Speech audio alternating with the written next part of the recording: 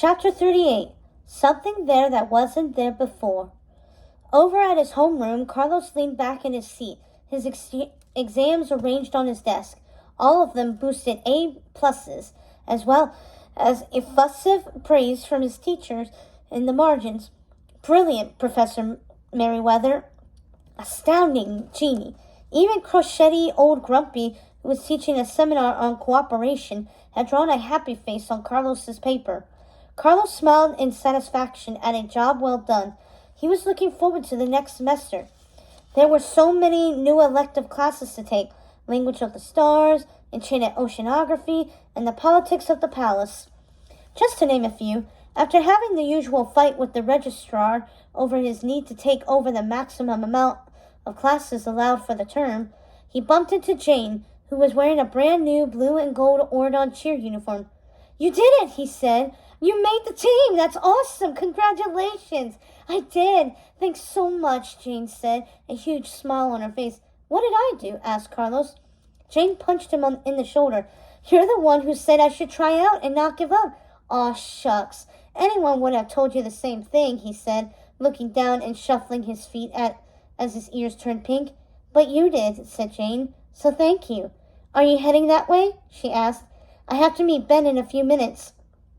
Carlos, who had been heading in the exact opposite direction, said yes, just so he could walk with her a little more. "So everything worked out okay?" asked Jane, "with that secret mission?" Carlos nodded. "Yeah, it did." He wished he could tell her all the details, but he knew it was safer for everyone if only the 5 of them, plus Arabella, knew what had happened. It all worked out okay. "Good." Jane looked up from behind her bangs and smiled at him, and Carlos felt something in his heart that hadn't been there before. Something more than friendship. He couldn't stop smiling. His cheeks started to hurt. But before he could say anything about it, Audrey ran up to them. The bossy princess looked harried. She was carrying a huge cardboard box in her arms. "Jane, just the person I've been looking for," she declared. "Oh, hey, Audrey," said Jane. "I'm so glad I found you. I need a lot of help," said Audrey. "What's up?" asked Carlos. In the background, they could hear Chad sobbing. Audrey, don't do this." "Ignore him. He'll be fine," said Audrey, rolling her eyes. "Jane, we're really glad to have you on the team. And you're sure you can handle cotillion duties too?" "For sure," said Jane. "Great," said Audrey, and she dumped the box on Jane. "That's all the planning we've done so far. You're going to have to work closely with Mal since it's her big debut. Although, hold on, I don't think Ben's asked her yet, so she probably has no idea she has to do all this. So maybe remind Ben he's got to formally ask her." "He's working on it as we speak," said Jane. Audrey didn't respond and tapped her pen against her forehead, thinking, "What else? Oh, and do you have a date yet? Just curious." "No," said Jane, "not yet." Carlos blushed and tried to look somewhere else.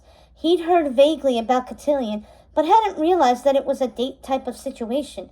So far, at all the balls and parties, everyone went as a group, even Mal and Ben. "Oh," said Audrey, looking condescendingly at Jane. "It's okay if you don't." "I know it's okay," said Jane, rolling her eyes and struggling under the weight of the box. "Carlos?" "Yes," he said hopefully, standing at attention. "Will you help me bring this box back to my dorm?" she asked sweetly. That was so not what he expected to hear, and Carlos's smile wavered a little, but he rallied. "Of course." Jane doesn't have a date for cotillion. One day at a time, he thought.